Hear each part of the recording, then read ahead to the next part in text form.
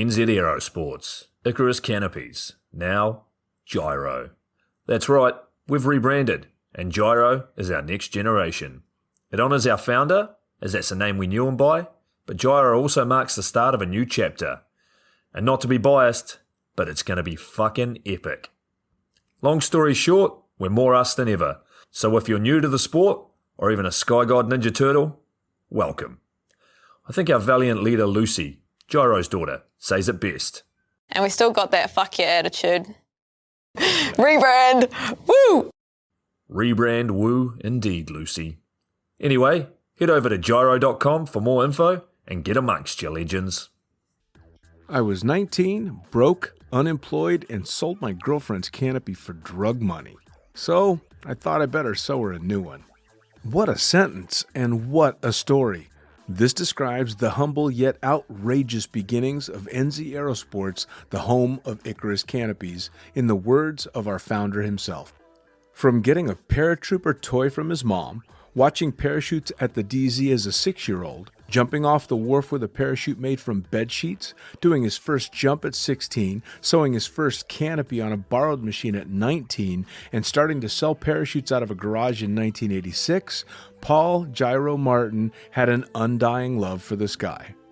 Our company started with one man with the wildest of spirits and a true blue sky dream, a renegade. In the time that Gyro created and ran the Icarus Canopies brand until he passed away in 2017, he pushed everything he had to its limits. We miss him, and we always will. Gyro is the next generation of NZ Aerosports. It honors our founder, of course, because it was the name we all knew him by, but Gyro the rebrand also marks the start of a new chapter, our next jump. Gyro is the space between sound and silence, art and science, chaos and calm. Gyro is a state of epic tranquility that transcends understanding. That moment, in the door, in free fall, mid-swoop, where nothing but the present exists. A perfect balance of euphoria and thrill.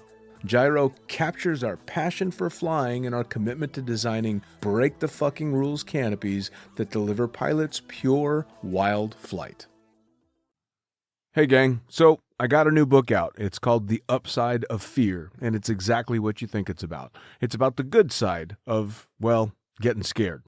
In it, we talk not only about the science and biology behind fear, but the psychology as well.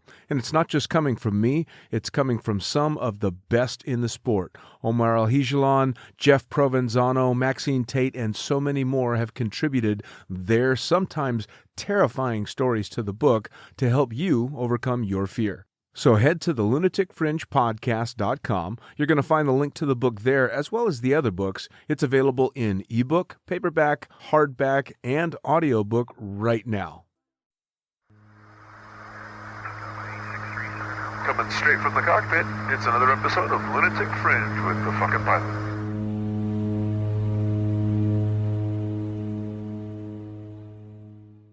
Ready, set, go! All right, back in the can for another edition of Lunatic Fringe Into the Void, and has become my new thing to just dive straight on in, no preamble. So tell me, who the fuck are you, and what do you do? Hey, I'm fucking Timmy. I'm a guy from Denmark, and I've been jumping full-time for about 4 years, and now I've gone back to the regular life with just finished a study, and now I'm actually unemployed, trying to look for work. Government support, COVID, having fun. Fucking hell. We got a lot to unpack there. Yeah, it's quite a long, weird story, I guess. Yeah, well, that's exactly what we're going to get into. Long, weird stories are good. So, jumper from Denmark, in Denmark, unemployed, COVID bullshit, all that kind of stuff. What type of work, before we get too deep into the jumping and all that, what kind of work is it you do and what is it you're looking for? So I did a degree in construction management. Actually, it's more like in between an architect and an engineer. So it's a Danish thing, I guess. Okay.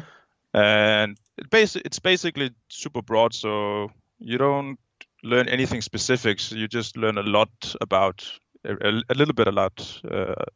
everything, you know? Okay. So you can get hired at an architect firm or an engineer firm, and you can get out at the field and Now, is this field right now Yeah. kind of taking a dip because of COVID? I would imagine there's not a lot going on. It doesn't seem like it has affected the business a lot. I did have a job maybe 2 or 3 months before I got fired, but that wasn't because of COVID. We just finished 2 or 3 projects and then we were a bit overstaffed. Huh. And I was the new guy. Yeah. Fair enough. That shit does happen. Yeah. Well, Sucks, but now that's how it is. it's getting into wintertime there now, so I'm guessing there's not a whole lot of jumping going on either. No, I mean, especially now because now the Danish government just shut down the country again, more or less. I mean, stores open, but all the clubs pretty much just followed, so we're not jumping at all. Oof. We do jump in winters sometimes. The big drum zones are shutting down for a bit, but the small clubs are running. But it's fucking cold, man. In the winters, it's not fun, man. I mean, I've been jumping for 10 years now, and I'm not keen on going out in the freezing cold air, and Sure. you know, you can't feel your fingers when you get down, and it's just not fun, man. Dude, I'm not Russian. I've fucking done it, man. I've shooting video in Las Vegas, which still to this day are the coldest skydives I ever made are in the high desert in winter. And I'll never forget the first time I reached back to my pilot chute and couldn't feel my fingers to make sure that they were around the handle. That's a very disconcerting feeling. It is, and you're kind of just reaching for the handle, and you can't feel your fingers. And you're like, yeah, I think I got something, but I'm not sure. I'm just trying to pull and throw. Yeah. Shout out to the Russians. Right.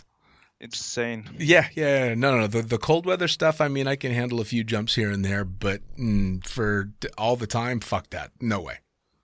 Oh, for sure. Yeah. I have to tell you, man, the Swoop Freestyle thing in Copenhagen was probably the coldest I've ever done, though, because it's not the snow and the freezing cold air, because that's dry air. But once you get in a helicopter with no door open or anything, it's just you're wet, and it's about 0 degrees Celsius. I'm not sure about what that is in Fahrenheit. Fucking cold. About 32 degrees.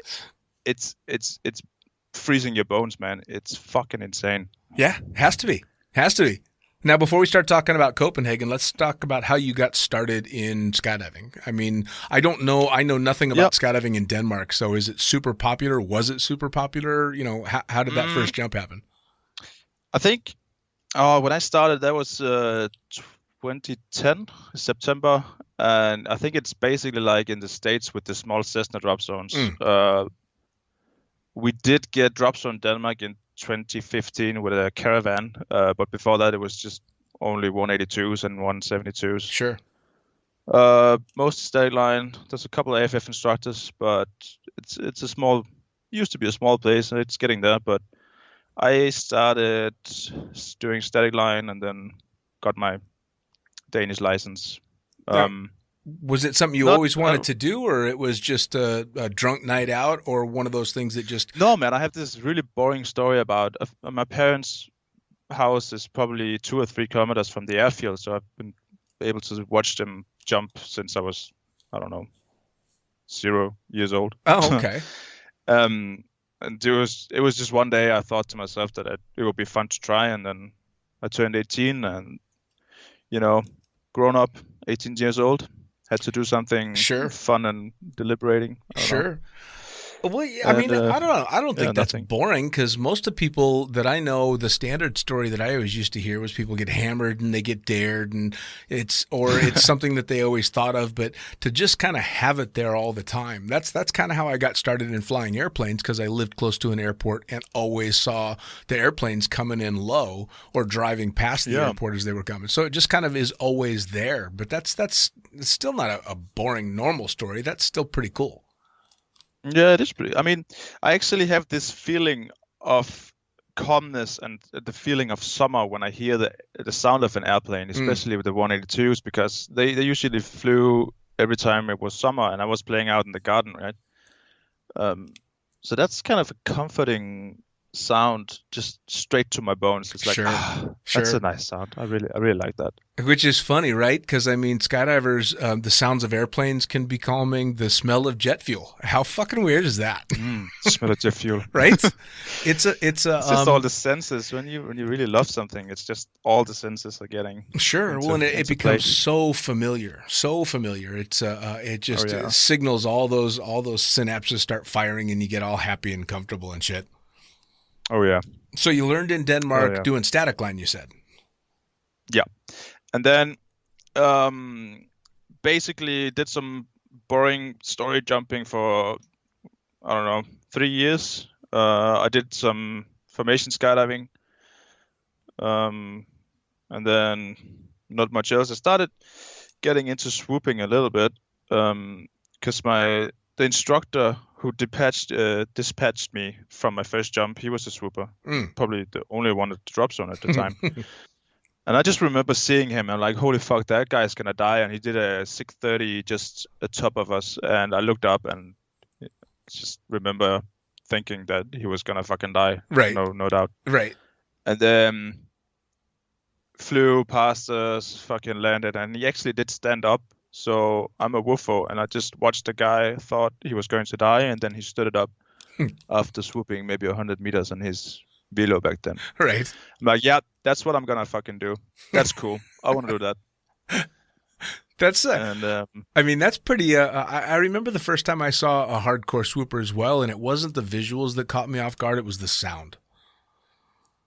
I think for me it was a mix between that and visuals as well, and it looked fucking insane, and it sounded insane, and I mean, you just get this man crush when you see the guy swooping like that. Right. It's true. No, you totally do. Yeah. I remember hearing it, and although watching it was really cool, I mean, especially when it was the bigger, slower canopies, they just seemed kind of chill. Oh, yeah. But the first time I saw a high performance canopy, it looked like it was flying like an airplane, the way it was moving, but that sounded like a fucking jet. You know, the first time I heard those lines slicing through the air, and that, I guess that got to the pilot side of me. I'm like, oh my God, what the hell's going on there? I had that feeling. I don't think I noticed that a lot on the velos, but as soon as I saw a peregrine for the first time in my life, you know, that sound is getting a little bit more sharp. Right. It just sounds insane. Like actually an airplane coming, not more like a jet. Yeah, for sure. Really high pitch fucking whistle. Now, so that was insane for me to hear. But for sure. Yeah. Now, so you knew pretty early on, really, that you wanted to get into swooping. But I mean, especially if you're in a place where there was only one swooper at the time. How did you decide and do it safely? Because obviously you're still sitting here talking to me, so you did something right if you got into swooping. I wasn't doing it safely. More or less. I mean, the guy who did the swooping, he did some coaching every Wednesday, every second Wednesday. I can't remember. We call it Swoop Club. And then it was basically just filming landings and then talk about the landings and safety afterwards with a beer. But man, I was 18, 19 back then. You know, you don't have a rational sense of what's dangerous, right? I guess. So he had to tell me off a couple of times. I actually never did anything dangerous or stupid. I pushed the limits, but I never really got close to getting hurt. I mean, I bruised my big toe once, but that was in a student canopy, but that's all the injuries I ever had. Well, hey, believe me, you're doing good. I made it a long, long time before I injured myself, and I actually fucked myself up when I had, close to 10,000 jumps, but I hadn't jumped in like 6 months, and I went and swooped my canopy like I'd been on it the week before, but I hadn't jumped for 6 months. So that was just my own idiocy. I just lost the feel of the canopy and stayed on the rears too long and stalled it out because I'm an idiot. Oh. Yeah. when you're not being current, right? That's it's fucking it. dangerous. Dude, the You currency don't stuff. realize it. No, It's you don't fucking think insane. anything of it. I mean, I was at that point where you're kind of mentally thinking, all right, I've got a fuckload of jumps now. And I've seen everything that there is to see at this point, right? No. Yeah. No. No, you haven't. You haven't felt it yourself. Right. And there's always something. I mean, it's such a weird thing, the on currency, because you can't really feel it, right? It's just, I mean, I was doing, after the whole COVID thing, we did get to do the nationals here in Denmark, and on the training, I haven't jumped for 9 months or something, and after training jump 3 or 4 or something, I didn't hit the gates. I'm like, what the fuck happened? And then I went inside and looked at the video. I'm like, I don't get it. Like, what the fuck happened? Right. And then after reviewing it maybe 5 times or something, I'm looking at the windsock and it's crosswind. I'm like, oh, you fucking idiot. That's so basic, right? And I didn't realize. I'm like, holy shit, I'm on current. Yeah, it's crazy how quickly it creeps up too. And I mean, it's funny, and we talked about this before the podcast.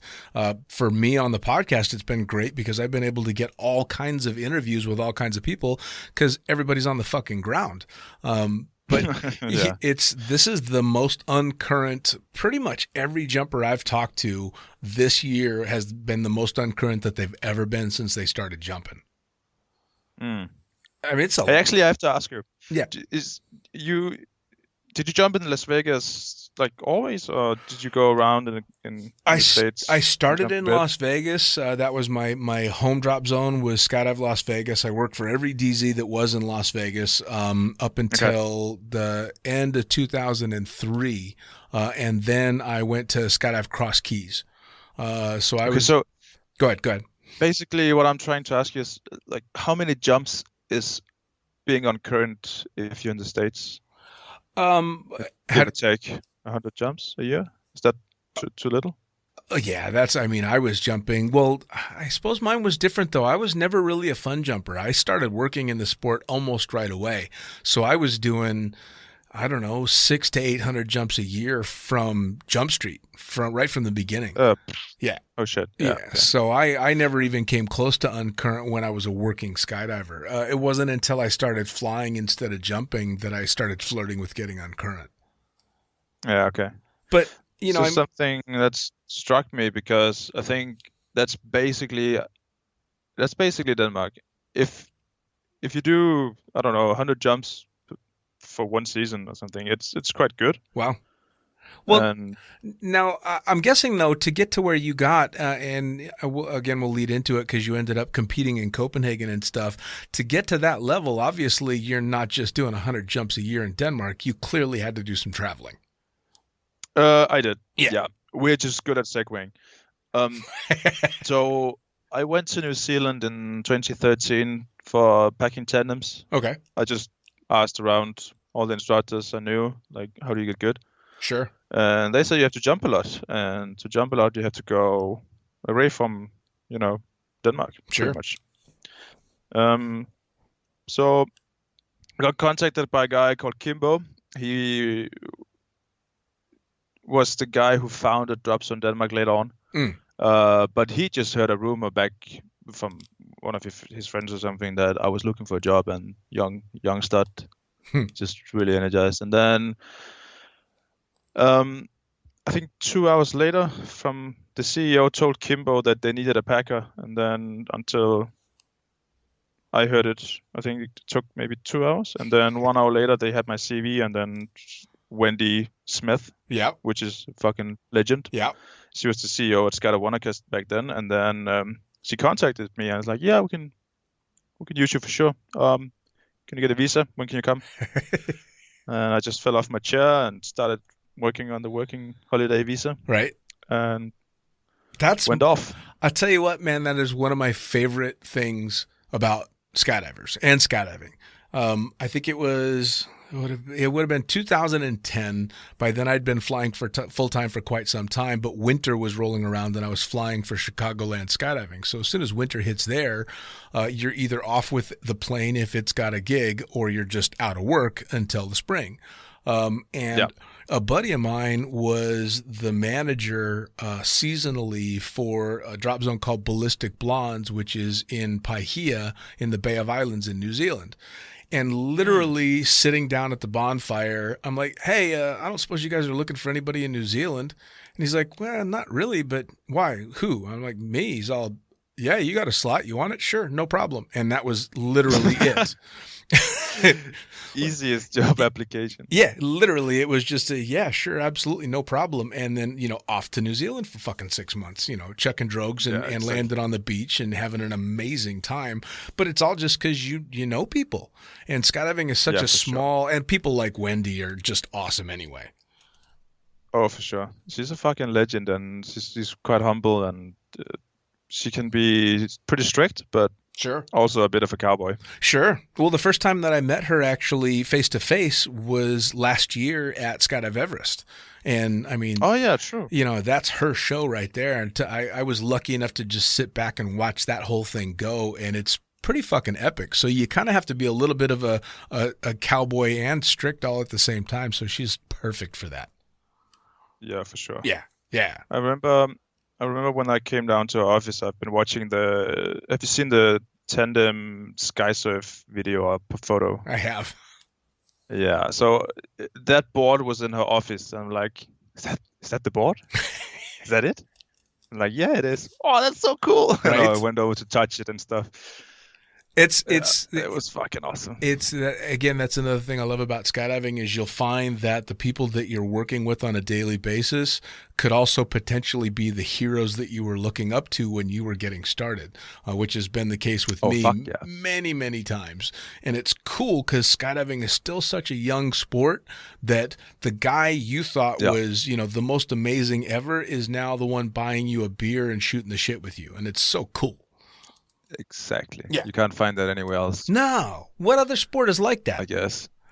I don't know. I can't think of any. I don't know of any. No, I really can't. Oh. So you go out to Kiwi it's Land. Fucking amazing. Yeah. You go out to Kiwi Land and start packing. I went to Kiwi Land. I bought a Subaru Legacy and lived with Kimbo for a while. And just packed my ass off. And we had a break about noon. So if I was lucky, like the perfect day would be first jump in the morning, last jump before break, first jump after break, and then last jump of the day. Nice. And then I could just, jump on the load. And then if I was fast enough with packing, then I could make it. So that was a good motivating factor for learning how to pack fast. Sure. And then I just packed my ass off and jumped a lot. And I think I had 350, 400 jumps when I got there. Okay. And then I asked the guys, like, hey, can I, do you mind if I shoot video of your tandem video? Right. So I just jumped with the guys in with that pair and just did outside of the outside video. Sure. And they just gave me tips for doing better. And then I was just sitting there for hours after work and analyzing what I did and what could be better and just writing notes and all that shit. And then I took my car and drove back. And at one point I had saved up enough money because I'm cheap as fuck, man. I haven't bought normal clothes for, I don't know, 7-8 years. Nice. It's always been underwear for Christmas and sure, stuff like that. I actually just finished my last pair of jeans. Now all of them have pretty much holes in the crotch, right, from bicycling and stuff like that. Sure. They're just fucked. So I saved a lot of money, and then I bought a Speedwing. Okay. Then I could combine, getting up early in the morning and then hiking out in the mountains, go for a flight, and then go to work. Hopefully get a job. Nice. Get a jump or two. So you really took to the nylon part of the sport right away. Bro, I didn't give a fuck about traveling. I just wanted to get better. Nice. Like I was in New Zealand for 8 months. I I went back eventually, so I was there two times. But I was in the Wanaka area, working for Skydive Wanaka, and then I went to Queenstown one time to do a bunker jump and eat a burger that was on a top 10 list to do in New Zealand or something. But I think that's it, man. I didn't go outside to see the country or stuff like that. And I mean, there's a lot of people that are like, oh, they want to travel the world and stuff like that. I'm not sure, but I don't think that I can't really feel it, you know? Right. I'm good, man. Just go places to let you YouTube. jump. Yeah, I got YouTube and I can go on Google Earth and watch places. Fair enough. It's not that bad. But back then, I just wanted to get better. Sure. You know? That was the only reason why I got there. Now, I forgot to ask, as you're getting started in all this skydiving stuff, what does the family think of you jumping out of airplanes and then taking off across the world to pursue something that, let's face it, most people think is ridiculous? I think it took a year or two for my mom to not be afraid anymore, I guess. Sure. My dad is not really the scared kind of guy. Cool. And eventually both my brothers ended up doing some jumps too, and Nice. one of them continued. So I actually do have the privilege to jump with my brother once in a while. Nice. So you kind of got it going in the family, but for the most part, the family, your parents didn't freak out too badly. I mean, it sounds like your mom was a normal mom. Yeah, she is. She's a regular mom. Yeah. For sure. She didn't like the idea in the beginning, but then she saw it real life, and we bought her a ticket on the plane so she could see her jump out and stuff like that. Oh, awesome. And when she sat there and talked to the pilot and she talked to all the instructors and stuff like that, I think it just calmed down a bit. And when she started to learn about the gear and all that, she was like, yeah, this is quite safe. Mine was pretty, she was pretty low key about it as well. I think she was just happy I wasn't doing anything that was going to land me in jail. So, for her and my family, the taking up skydiving for a living was the most normal job that I'd had in quite a long time. So they were pretty cool with it. In fact, I've now had, let's see, my dad, my mom, and my brother-in-law have all jumped. So I've gotten a few of the family members over the years to make the jump. Yeah, so it's pretty cool. And mom was a badass too, because she had to jump out of a Cessna in Vegas, and her foot got caught on the seatbelt. They were halfway out of the plane, and they had to climb back in and do a go-around with me shooting video hanging on the strut, do a go-around, and she's got balls of steel because she's like, well, seatbelt off? Cool, let's go. Wow. Yeah, man. Yeah, that's insane. I was impressed, and I was still super low time. Too. You know, I mean, I think I probably only had 500 jumps at the time, so not a lot. You know, and not enough to know just. I wasn't a tandem instructor back then either, so not enough to know just how sketchy that shit was. Yeah, for sure. Yeah. Holy shit. Yeah, man. Interesting. So now, So please go ahead. You got the speed wing, so I'm guessing this is where you started really dialing in your time under canopy.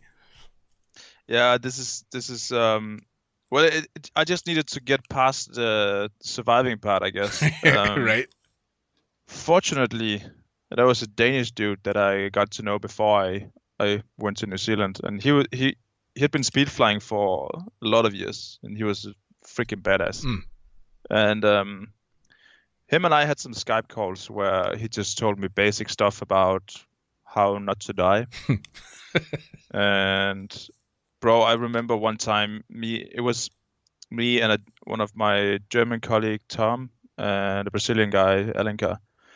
We went up to a place none of us have ever ground launched before, and it was a bit of like the slope was fucking steep and rocky, and it was downwind, and there was barbed wired fences in the bottom and trees and shit like that. And we just stood at the hill like, yeah, we could probably take off here.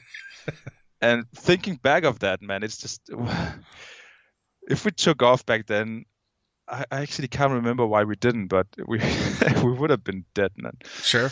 So basically, we had some calls with that guy, and I just gave all the information. I passed it on to my two friends, and then we found a small little grassy hill with a lot of cows on it, just steep enough to take off and then to fly for 5 seconds and then land. So I think we did maybe 50 ground launches there, and then we went up for the real deal. Sure. And then we just I mean, started getting better and started to do some soaring and stuff like that. I remember Which when is, they by the way, the wind tunnel for fucking canopy flying. Right. Yeah, for sure. Well, I remember when they first started doing a lot of ground launching and guys were using regular, skydiving canopies. Stilettos and stuff. Oh, yeah. Stuff like that. And I have multiple friends that thoroughly fucked themselves up ground launching. Like, I mean, bad, twisted and broken bones all over the place. So, yeah, I think starting out on the soft, round hill with the cows sounds like a pretty goddamn good idea to me. Oh, yeah. Yeah, it was a good decision for sure. Yeah, man. Yeah. So now you see all the swooping, you're doing the ground launching and all this stuff, but when does it click that you want to compete? Second season, I meet a guy called Marius, South African guy. Well, actually, it clicked in Denmark when I actually went to the nationals on my Sabre 2 135, doing turns to 270s that was so low that even the judges and people who didn't know what's going on were cringing, Dude. And I just went over like, yeah, I got it. It wasn't low. I had like, a little bit more step out in the end. It was fine. Oh. And I think I just wanted to get good after that and pursue it really. But Marius came in season 2 in New Zealand. Okay. And I just told him one day, like, dude, can you help me? Because he had been competing and knew a bit about the rules and stuff. So like, yeah, for sure, man. Let's go to the builders market, or what is it called? Like the construction market, or whatever. We bought some pool noodles and some wooden sticks and made a gate out in the landing field. And then every landing was just practice on hitting the gates pretty much. Sure. And I had a day off on Tuesday, so he organized that he could get a day off on Tuesdays as well, and then we went out to the drop zone and he coached me. Nice. Now you're still packing at this point, so you're packing 6 days a week and swooping one? Yeah, pretty much. But the second season, I got invited back to do tandem videos. Nice. And I was the only guy who wasn't a tandem instructor. I was just on every second load. Nice. Which was fucking perfect because then I could, chill a bit with the packing and the video editing. We just get the SD cards into the guy video editing. Sure. And man, I could just watch the video and see what I could do different and then go up again and try hit the gates one more time. So basically every day working was training. Sure. Well, and Wanaka was pretty busy, wasn't it? Yeah, I think we did. On normal days, we probably did 50 to 80 tandems, maybe. And then peak season was probably 80 to 120 tandems a day. Yeah, man, that's proper. That's a good chunk of jumps. Yeah, for sure.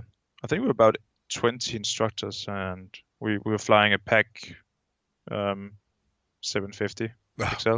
Still my favorite single engine plane. Oh, it's a good plane, man. For tandems, it's the best. Yeah, I never got to do tandem, so I can't tell. Fair enough. I'm not sure if I ever want to, but I don't know. Yeah, Is it worth it?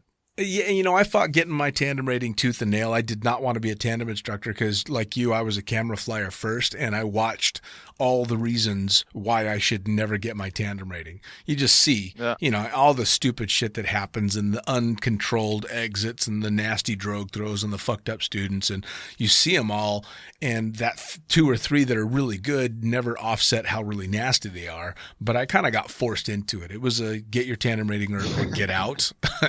So I got it, and all these years later, if you ask me my favorite way to skydive, it's taking tandems. It's weird. Oh, okay. Yeah. That's cool. Dude, it's a blast. You get to gel with your student in a way that you kind of don't in any other way. I mean, the camera flyer has fun with the student, but there's not that quite connection, and you get to learn how to study and read people and try and figure out what's going to make this person the most comfortable, and then you get to feel all the nervous. Yeah, man. Tweaks. Yeah, and you get to feed off of it, you know. I mean, if you could bottle the energy of the average tandem student and sell it on the corner, it'd sell better than fucking cocaine. It really would. Yeah, all man. the guys who's like, "Oh, you have the best job in the world." Like, yes, that drug is worth a lot of money. Yeah, man. I mean, if you think about it, how many times over your years in skydiving have you heard tandem students tell their instructor they've got the best job in the world? And for every time that I heard that, either as a camera flyer or as a tandem instructor, I had to go, yeah, I think you're probably right. I do. Yeah. You know, yeah, it's fucking cool. So you're shooting video, you're practicing the swooping and all that stuff. When does that first competition roll around? Where were you? I gets winter in New Zealand. I go back to Denmark, and I started a drop zone that Kimbo has founded. A drop zone in Denmark, which is at that time the only drop zone with a caravan. And it was 3 guys, Kim, and then Philip and Rasmus. And Rasmus is a builder. All he's like Bob the Builder. He just builds stuff. So he smashes down a pond in the landing field in about a week or something. I can't remember. It was fucking quick. And then we had a pond, and then we just started training at that drop zone. I lived in a caravan there for 2 years, and I became an AFF instructor and started jumping there full time. Did some tandem video and stuff like that. And then I went to the nationals after probably downsized 4 times that season or something. I did do 1,000 jumps in that season. That was quite good. That's a proper busy season. Oh, for sure, man. It was insane. So I got to my comp velo 79, and then I went to the Danish nationals. And the year before that, I was jumping my Sabre 2 135. So that's quite of a progression in 1 year, I guess. Yeah. And man, I did quite good. I haven't done any practice on gates with that 79 wing. So I think I scored maybe 3 or 4 rounds or something. Pretty decent, but I did a super good speed round, which took me 5 years to beat or something. Wow. I think it was 2.65 or 2.7 or something. That's, I mean, especially considering you weren't really training that hard with that guy. I mean, that's pretty fucking impressive that it took you that long to get back to it.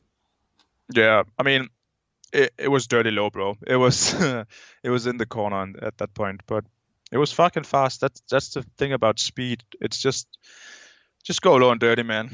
Pull it out on rears if you can, and then Well, if you were scaring the shit out of people on a Sabre 2 135, then dirty and low's probably not. I still, to this day now. But it looks so fucking scary. Oh, dude, it's sketchy as fuck, man. I can't.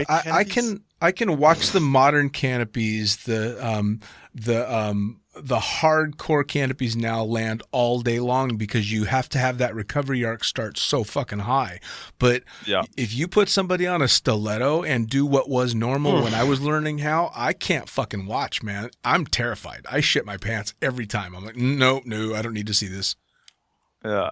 I think I have a video laying around where I record Nick Batch recording one of his students on a stiletto 150.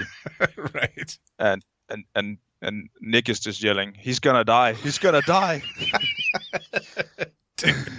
Yeah, it's sad too, because I mean that used to just be fucking normal, and even worse was back in the day when they were flying stilettos, but nobody was using rear risers. It was all fucking toggle whipping hook turns.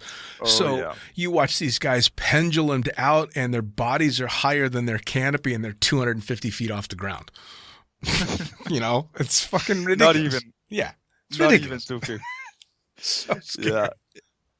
But I think the whole combination of the modern turn knowledge and then the stiletto just fucked it up, right? Because back then you just had to do a 180 toggle turn, and then you're good on the stiletto. Yeah. But if you're doing front rise at 270, you have too much speed and fuck. Yeah. Yeah. Yeah, absolutely. I mean, recovery arc is too short. Yeah. I mean, I love my stiletto back when I flew it, but I mean, as soon as you step up to the modern high performance canopies, it's night and day. Yeah. Oh, wow. So you do your first competition and you did okay, you said, especially if you're transitioned down in 1 year from a 135 to a 79, and you score in 3 or 4 rounds, but you'd never even practiced on gates with that canopy. That's pretty fucking good. That is pretty good. I mean, I don't know, man. I think the more you practice on a big canopy, you can really transition that shit down to a smaller canopy for sure. I mean, I just did so many, swoops going for the gates on my 90 conventional velo. Sure. And it's still a canopy. It's just a little bit steeper, the 79. It's just the same, I guess. Yeah, I mean, as long as you take your time and you do it in an intelligent progression, yeah, absolutely. I personally, my downsizing progression was super slow. So I really, really took my time. The only reason that I started getting smaller canopies is because I was sick of trying to beat the tandems to the ground. Okay. Gotcha. Yeah, because I was shooting tandem videos almost right out of the gate. But when you're shooting a tandem video on a fucking PD 190, you're not going much faster than the tandem. So I started flying smaller parachutes just so I had time to breathe and get the landing video. Bro, the opposite side, that's actually one of the times that I felt like a fucking superhero. That's why you get at the spot of the tandem that it's just above the drop zone. Right. Then you open a little bit lower and you just start turning until you land, right? And then you trash flake your parachute and just quickly pack it. And then you only have to close the container at the time that the tandem is landing. and then you can go inside and watch your video and see what's up. Yeah, that's awesome. That's a little bit more than I ever did, for sure. We were required where I started at Skydive Las Vegas. Every camera flyer had to have 3 rigs if you wanted to shoot video, because you would do 3 back-to-backs, then you would shut down the plane and have to pack 3 rigs, and then go back up and do 3 back-to-backs. Holy shit. Yeah, I was never very good at trying to pack in between loads or any craziness like that. But that's the good part of being a packer, I guess. You learn to pack fast. I mean, yeah, for sure. Now I can't do it anymore. I'm just way too rusty and stuff like that. But back then, young and strong and fucking in the game. Even young and strong, dude, that shit has got to be so hard on you if that's all you do. I mean, what was your average day? How many pack jobs would you put in a bag? It was about 40 tandems, I guess. I mean, especially fucking tandems, dude. That's a lot of nylon.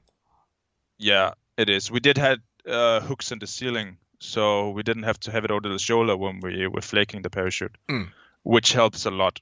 But yeah, for sure, man. I mean, I actually got myself a back injury back then, and I'm still dealing with it today. Sure. It just wears your fucking back away, and then the injury came from, lifting one of the carpets that we used to push the air out of the canopies. Sure. And I was just lifting it like a grandma back kind of style, just with my upper back, and it just cracked between my shoulder blades. And fuck, man, it's been hurting since. Dude, it's the stupidest things, right? It is, but I for sure it's because of all the physical shit from packing that you just wear out, and then you don't have the same muscles anymore. You're tired and shit, and then you lift in weird ways. Yeah. Oh, yeah. Oh, trust me, I look back at all the aches and pains and injuries that I put up with to this day, and I can track them to either really stupid things or really big cameras. That's it. Oh, yeah, for sure. Oh, dude, I wish. That's the one regret that I have about when I started skydiving, is I started skydiving pre-GoPro. I would have fucking killed for GoPros back then. My neck would have killed for GoPros back then. Oh, yeah. Oh, dude. Going on YouTube, becoming famous, bro. Yeah, fuck all that. I'd like a neck that turns both directions. So yeah, but those injuries are a bitch, right? I mean, sometimes it all the pain is going out in my elbows, and it hurts out in my chest when I breathe sometimes. Sure. Well, It's I fucking mean, insane. if you want me to give you some uplifting news, it's only going to get worse. And that's from Thanks personal so experience, dude. It just fucking trust me. It takes a little bit longer for me to get out of bed every morning. So you've got that to look forward to. Thanks so much. I'm really comforted now. Yeah.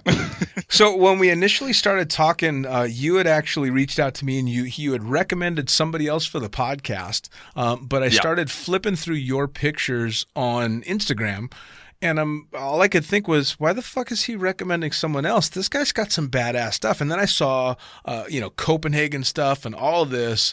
You ended up in, a relatively short career, especially considering the swooping stuff, doing a whole lot. I mean, how did you end up doing Copenhagen? Because that was, talk about like the top of the pyramid for a public display of skydiving. That's fucking epic stuff. Oh man, 2015. That was probably I think that's the most special year in my skydiving career. And not because of the achievements, but probably because of the people I met. Sure. So basically, we built that pond, Swoop Freestyle, which is George and Michael, two military guys. They founded it, and I think they started the first test event, like proof of concept, in 2014, where they actually did jump in Copenhagen on a 1 by 1 meter platform. It was just a proof of concept, from the allowance and shit like that. Right. They came to do a qualifying at Dropzone Denmark, where I was working. And then at some point, I was starstruck, like fucking crazy starstruck. I couldn't be inside myself. Right. It was just, all the big dudes and fucking Cornelia Mihai, and, Nick Batch and fucking Kurt and Micah and, fucking all the big boys. Right. And they stopped jumping at some point because it was too windy. And I was just up on a fun jump. It's my home drop zone. I know it in and out. I know all the turbulence and all that shit. Sure. And it was downwind on the pond. I just did a 630 and kind of, while leaning forward, dragging the pond and carving 90 right, 90 left, and landed in front of the hangar and just walked in and packed. And it was just so much fun, right? It was just perfect for the spot and all that. And then some of the organizers came in, Shani and who else? Archie and fuck, I can't remember. It was Joe. Yeah. Anyways, so they came in, like, had these puppy eyes and like, oh wait, what? Do you like landing downwind? And can you manage like turbulent conditions? And like, yeah, I guess, yeah, for sure, why not? And they're like, oh, okay, because we just got one more spot for the qualifying for the Swoop Freestyle, and I just my brain just stopped working. I'm like, what the fuck is going on? This is the dream, Right. Like, why are you asking me? This is insane. And then I canceled the trip to Russia for doing the AFF course and got onto the qualifying. Ended up beating Kenneth and Micah. I mean, come on. And I mean, those guys were just a little bit unlucky. I just did some simple moves that I knew would do a score and just to be in the game. I remember Billy Sharman was helping me a lot about rules and stuff because I was the kid who looked outside the window in elementary school, didn't know what was going on. So I'm not diagnosed with ADHD, but I think if I was a kid today, I probably would be. I think we all would be. Yeah, I guess. So rules and stuff, nah, whatever. Right.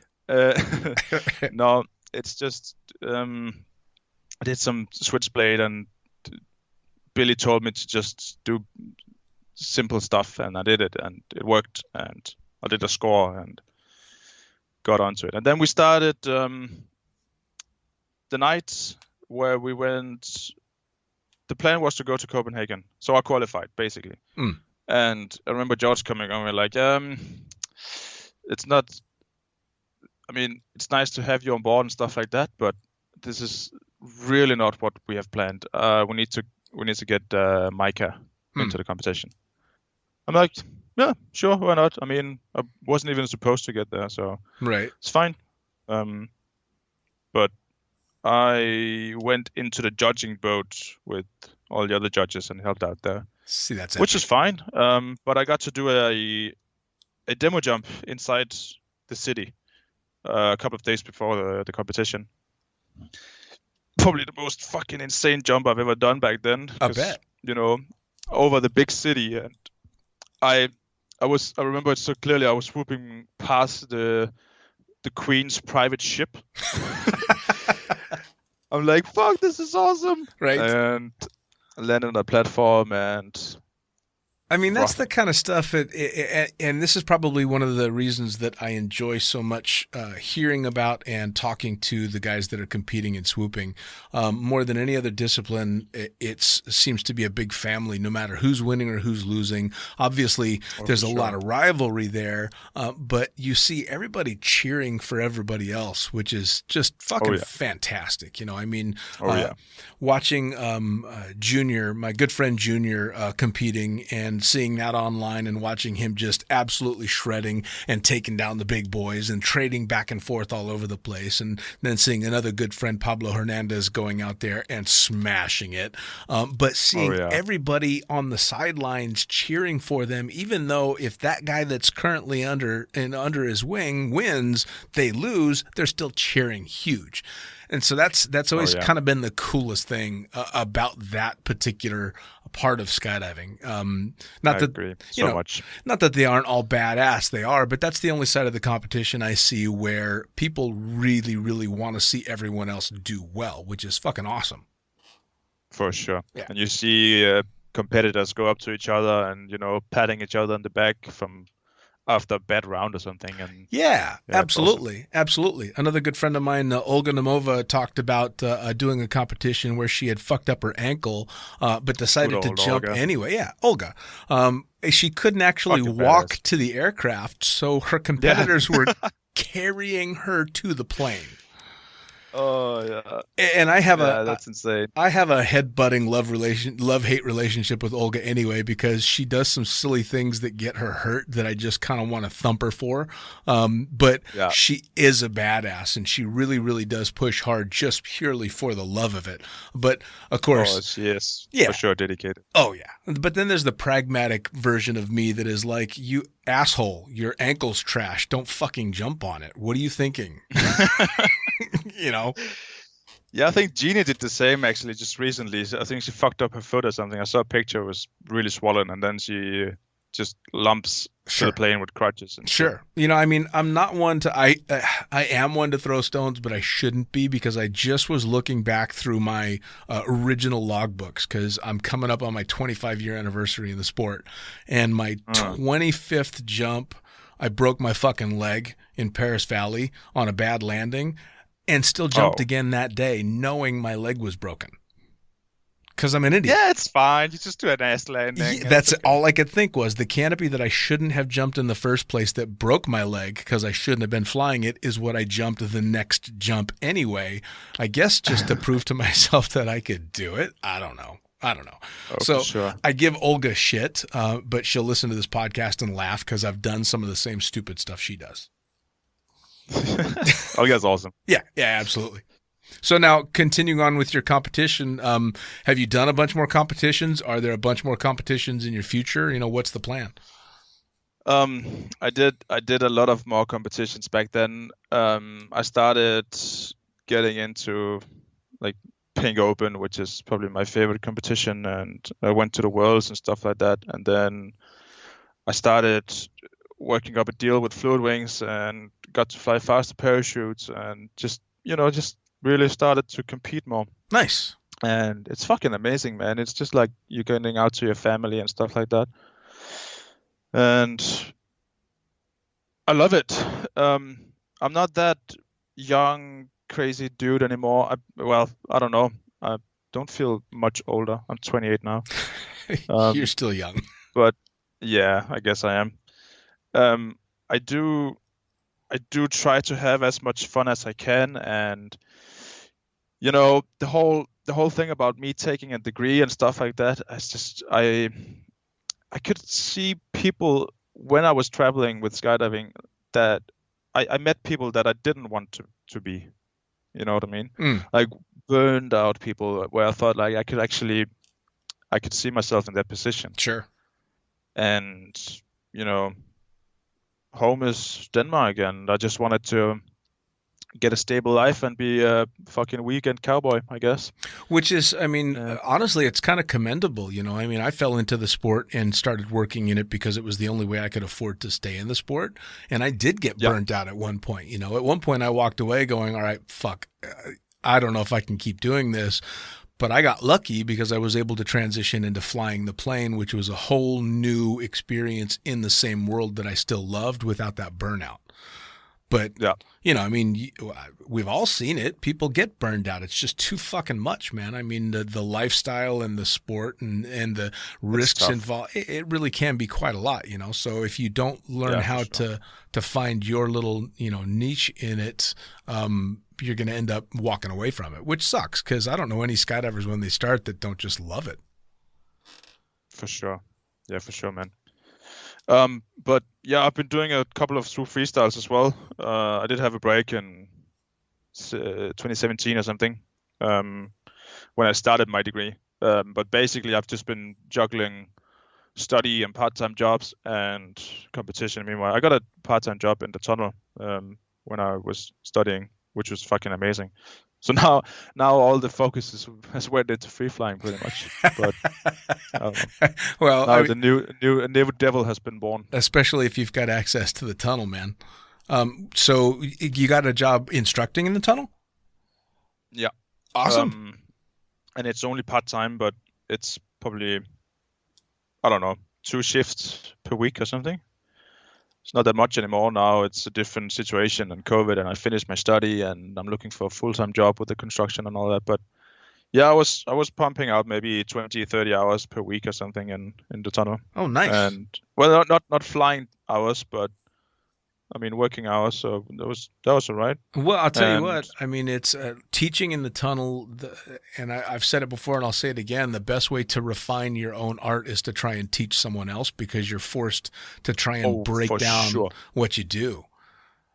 For sure, man. It's insane how difficult it can be. Oh yeah. I started doing canopy courses as well at some point, and I'm not associated with anyone, so I just had to do it from the beginning and really just start from what did I think was difficult or how did I handle that when I was a student and all that shit. Sure. And then you really start to break down every bit of piece what you do in the air and all that shit. And it's fucking difficult, man, and it takes a lot of time. And then you start to think about it when you actually fly yourself, and oh yeah, it's the whole thing with the see one, do one, teach one, and then that was just become much better. The first time I really broke that down was when I was teaching a fellow pilot to fly jumpers in a Twin Otter. You're breaking down literally every little move to try and make it easier for them. So I'm sitting in the right seat, basically coaching them not on how to fly a plane or how to fly a jump run, but the intricacies of how to make it easier on him in a Twin Otter. And at the end of the day, I hop back in the plane to fly a few loads myself, and all of a sudden I was paying attention to the shit that had just become second nature. And it was really cool because I'm like, okay, I really had to think this through to figure out how I'm doing these little things that have become second nature to me. And it was really fun to try and pass that on. For sure. Yeah. And it can be fucking difficult. It's just, it's the art of, progressing processing 2 years of experience down to one sentence, and then the goal is to have your students say, "Oh, yeah, that makes sense." Yep, and not just to try and condense it all into one sentence, but one sentence that they can understand.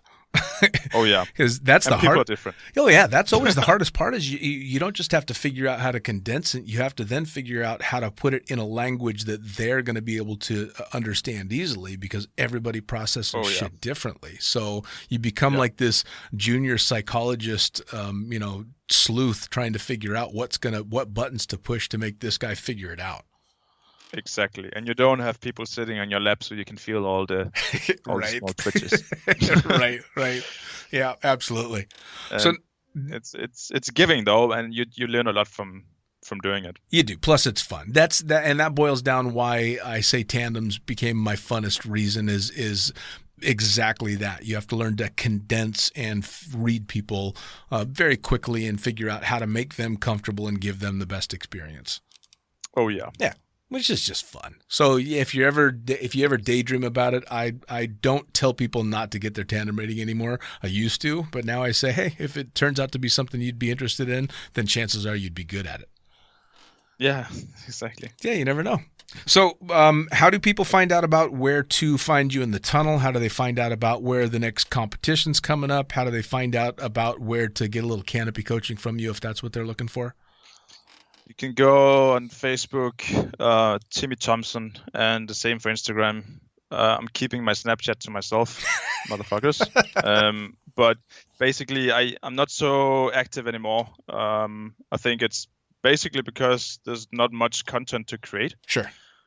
And COVID and grown-up life. But I'm still pushing out some videos once in a while, and it's some fun stuff. Awesome. But Timmi Thomsen at Facebook or awesome. Instagram. Well, hopefully COVID goes and fucks off now, because I think we're all pretty sick of that.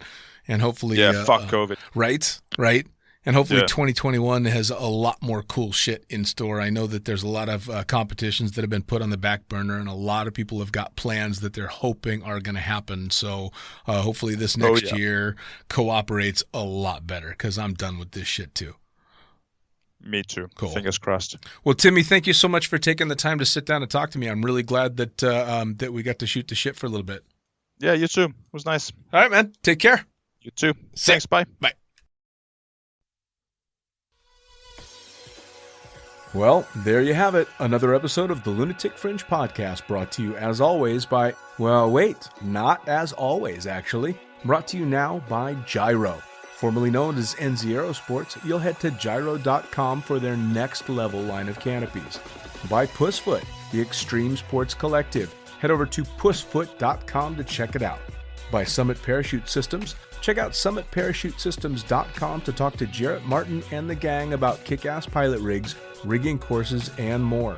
By Flyaway Indoor Skydiving, go to flyawaytn.com and check out all the cutting-edge stuff to come.